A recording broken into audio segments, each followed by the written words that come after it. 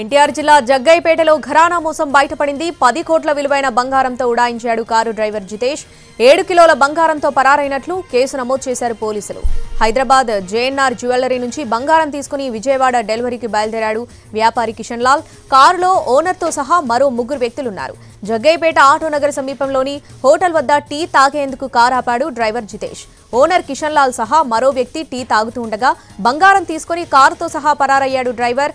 కారును నందిగామ సమీపంలోని మునగచెర్ల వద్ద వదిలి బంగారంతో పరారయ్యాడు. జగ్గైపేట మండలం చిలకలు పోలీస్ స్టేషన్లో ఫిర్యాదు చేశారు బాధితులు. కేసు నమోదు చేసి దర్యాప్తు చేస్తున్నారు పోలీసులు.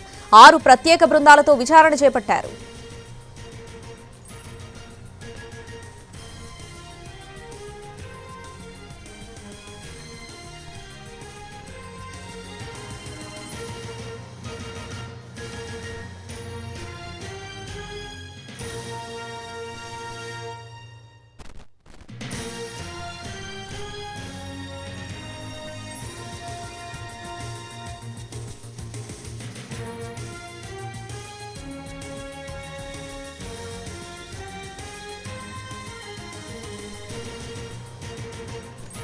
కారుతో అందులో ఉన్న బంగారపు వస్తువులతో టువర్డ్స్ నందిగామ వైపు కారు తీసుకుని వచ్చేసాడు.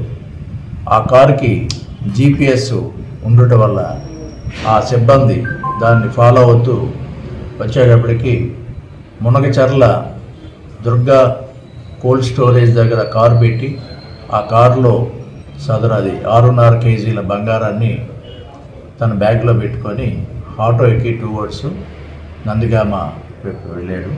ఆ విజువల్స్ ఉన్నాయి, అవి చెక్ చేస్తున్నాము.